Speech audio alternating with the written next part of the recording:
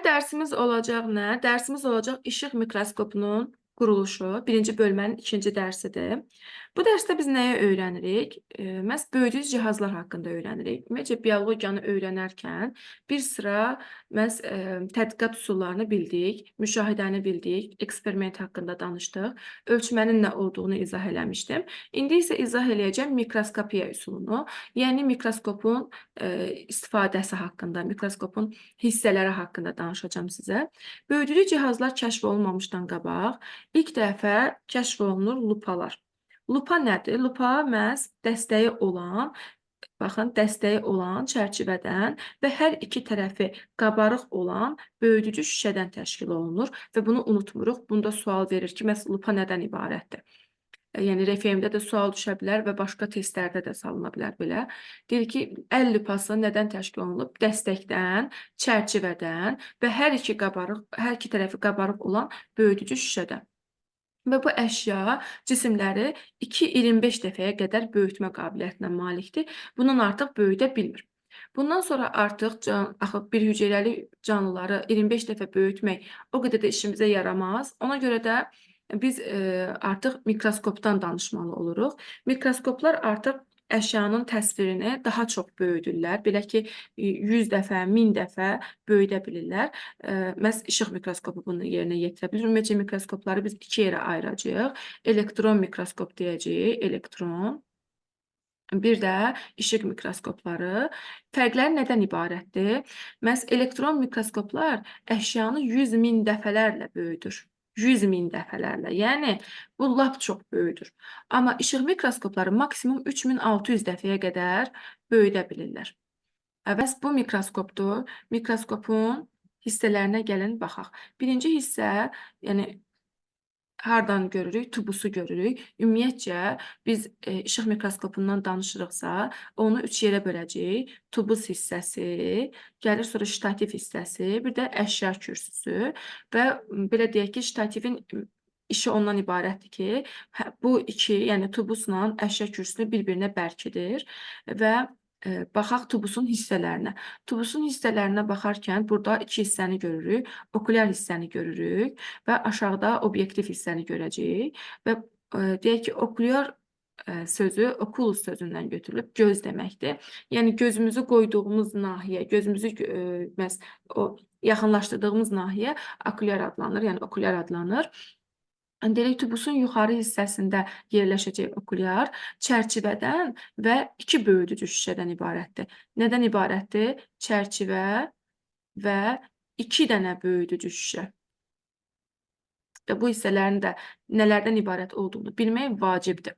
Aşağı hissəsində isə obyektiv yerləşir. Amma obyektiv tək deyil. Gördüyümüz kimi burada bir neçə dənə obyektivi görə bilərik. Yəni, baxın, məsələn, bu da bir obyektivdir, bu bir obyektivdir, bu digəridir. Bir neçə obyektiv var və onlar yerləşirlər revolverin üzərində. Revolver həmin mikroskopun tubusun aşağı nahiyəsində yerləşən, baxın, bu hissədir. Hansı ki, bu hissə fırlana bilir. Fırlandıqca obyektivlər yerini dəyişə bilir. Yəni, bu obyektivlər yer dəyişdirəcək. Revolver sadəcə fırlanır və obyektivlərin deyək ki, sıra ilə gəlişini təmin edə bilir. Bundan sonra isə məhz yerləşir nə? Obyektivin özü haqqında danışaq. Obyektivin özü haqqında danışırsa, obyektum sözündən götürülür, əşya deməkdir. Burada məhz yerləşənlərsə, burada çərçivə var.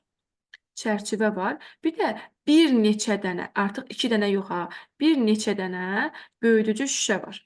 Və bunlar sayəsində həmin bu obyektivin böyütmə dərəcələri artıb azalır. Okulyarın üzərində həmişə bir rəqəm yazılır. Bura 20 də yazıla bilər, 30 da yazıla bilər. Yəni, burada istənilən rəqəm yazılar, hətta 10 da yazıla bilər. Tutaq ki, bura yazılsın, nə? 10 yazılsın. Aşağıda isə obyektivlərə baxın. Obyektivlərin üzərinə də müxtəlif rəqəmlər yazılır. Tutaq ki, məsələn, bunun üzərinə 50 yazılıb, sonra bunun üzərinə 150 yazılıb, bu digərinin üzərinə, məsələn, 200 yazılıb və s. İndi necə tapacam? Əgər ki, mən bu obyektivlə baxıramsa, buranı silim. Mən buradakı obyektivlə baxıramsa, bundan, O zaman neynirəm? Bunun üzərində yazılmışdı 50, bura yazılıb 10. Vururam, deyirəm ki, əgər mən bu obyektivlə baxırdımsa, o zaman nə oldu? 500 dəfə böyütmüş oldum əşyanı. Və yaxud da deyək ki, məhz bununla baxıram. Bu obyektivlə baxıram. Bunun üzərində yazılıb 200. Bura yazılıb 200, bura yazılıb 10. Vururam, deyirəm ki, mən bu obyektivlə baxanda əslində əşyanı 2000 dəfə böyütmüş oluram. Və yaxud da ki, buradakı olsun. Bu nə qədər böyüdür? 150 dəfə. 150-ni 10-a vuranda deyirəm ki, məhz cismi 1500 dəfə böyüdərək baxmışam. Yəni, biz böyütmə dərəcəsini tapmağımız üçün bizə okulyarın üzərində və obyektivin üzərində yazılan rəqəmlər lazımdır. Onları bir-birinə vurduğumuz təqdirdə əslində biz böyütmə dərəcəsində rahatlıqla hesablaya bilərik. Daha sonra buradan gəlirik ştativ hissəyə. Ştativ hissə mikroskopun hissələrini bir-birinə birləşdirən gövdədir. Elə əvvəlcədən də dedim bunu. Və burada deyək ki, mikrovintlər, makrovintlər yerləşir. Məhz əşya masası, məhz bu hissəsi əşya kürsüsüdür və onun üzərində nələr yerləşir? Təbii ki, həmin bu əşyanı qoymaq üçün, əşya da dediyimiz, yəni baxmaq istədiyimiz preparatdır. O preparatı qoymaq üçün yerdir, əşya kürsüsü. Sonra bunun üzərində makrovint və mikrovintlər var. Makrovint neynir? Mikrovint neynir? Makrovint əşya masasını hərəkət elətdirir. Mikrovint isə əşya masasındakı müşahidə edilən obyekti hərəkətə gətirir. Yəni, biri var ki, bunun özü hərəkətə gəlsin. Baxın, bu özü yana, sağa, sola, yuxarı, aşağı hərəkət eləsin. Biri də var ki, baxın, bu üstündə belə işarələr var, burada boz rəngdə. Bax, o boz rəngdə olan, deyək ki, hissələr preparatı yerləşdirdiyimiz yerdir. Onun sayəsində bizim əşya kürsümüz yerində qalır, amma biz o mikrovinti çevirdikcə bizim baxmaq istədiyimiz preparat yer dəyişdirir. Yuxarı, aşağı, sağa, sola hərəkətlər həyata keçirilir və bunun sayəsində biz daha yaxşı görə bilirik həmin baxmaq istədiyimiz preparatı. Sonra, deməli, burada işıq mənbəyi var. İşıq mənbəyi, burada gördüyümüz kimi müxtəlif ola bilər. Əslində, əvvəllər olan mikroskoplarda işıq mənbəyini biz günəşdən götürürdük. Yəni, mütləq şəkildə əl mikroskopları idi. Pəncərənin ağzına aparırdıq. Oradan günəşdən gələn işıqdan istifadə edirdik baxmaq üçün. Amma indi müasir mikroskoplarda işıq məhz aparatın öz içərisində yerləşir, mikroskopun öz içərisində yerləşir və onu da tənzimləmək mümkündür. Yəni, işığın güclü olmasını, zəif olmasını məhz buradan öyrənmək olur, bilmək olur yəni. Daha sonra, yəni bunları bildik. Nələri öyrəndik biz bugün dərsimizdən? Öyrəndik ki, mikroskopun hansı hissələri var, öyrəndik ki, mikroskop nə qədər böyüdür və öyrəndik ki, mikroskopun böyütmə dərəcəsini hansı formada öyrənmək mümkündür. Bunları bildik. İndi burada nəyə baxırıq? Baxın, belə suallar düşür. Keçən il var idi belə bir sual RFM-də. Yəni, biz baxmalıyıq ki, hansında nə qədər böyütmədir. Baxın, kiçik-kiçik hissələr görürüksə, məsələn, bir hüceyrəyə baxırıq. Baxın, bu eyni hüceyrənin baxışıdır. Sadəcə buna 40 dəfə böyüdülmə, 100 dəfə, 200 dəfə, 400 dəfə böyüdülməklə baxmışıq. Baxarkən görürsünüz ki, burada nə olub? Daha kiçik-kiçik hissələr görünür. Məsələn, baxırıq bir mikroskopla bir hüceyrəyə baxırıq. Hüceyrənin hissələri balaca-balaca görsənir. Deməli, biz onu daha az böyütmüşük. Sonra biraz yaxınlaşdırdıqca bizim baxacağımız hissələr biraz böyüyür. Daha yaxına gətirsək lap böyüyür, ondan da yaxına gətirsək lap böyüyür. Belə sual var idi və şəkillə idi. Şəkillə də bunun ardıcıllığını bilməyimiz bizdən istənmişdi.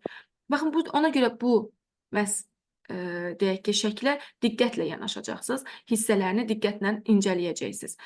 Və burada gördüyümüz kimi yadımızda saxlamalıyıq ki, əgər ki, bir hüceyrənin içərisində hissəciklər kiçik-kiçikdirsə, deməli az böyütmüşük. Böyük-böyük görsənirsə, daha yaxından, daha aydın görsənirsə, bu zaman onu daha çox böyütmüş hesab olunuruq. Sonra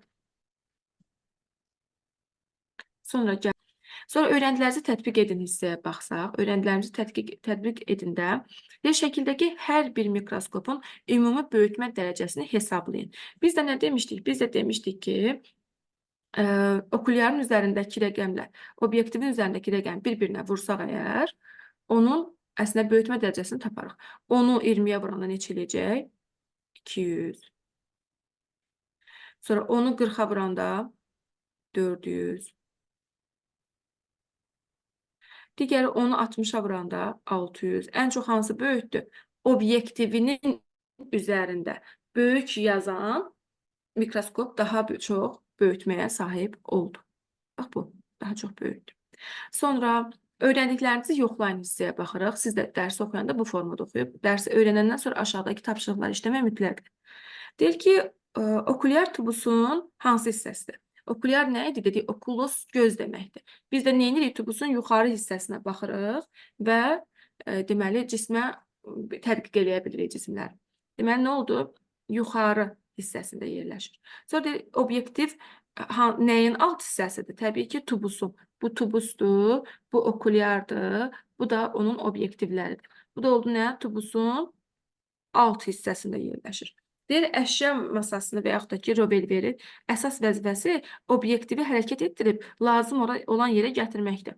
Obyektivi lazım olan yerə gətirən nə oldu? Revolver oldu. Burada gördüyümüz kimi məhz hissələrinə baxırdıq. Bu hissə revolver idi. Üzərində obyektivlər yerləşmişdi. Biz də revolveri çevirdikcə obyektivlər yer dəyişdirirdi. Ona görə cavab olur revolver. Deyir, sizcə nə üçün obyektiv və okulyar optik hissəyə aiddir? Çünki yəni, optik hissə nə deməkdir? Böyütmə olan yer. Optik hissədə bizim indi burada olan digər hissələrlə heç yerə baxmırıq ki, baxdığımız hissələr haradır? Bu gözümüzü qoyduğumuz okulyar hissə, bir də aşağı hissədir ki, böyütməni həyata keçirilir. Yəni, obyektiv hissə. Ona görə bunlar optik hissə hesab edilirlər. Bu da ikinci tapşırıq idi. Belə, izahımız bu qədər idi.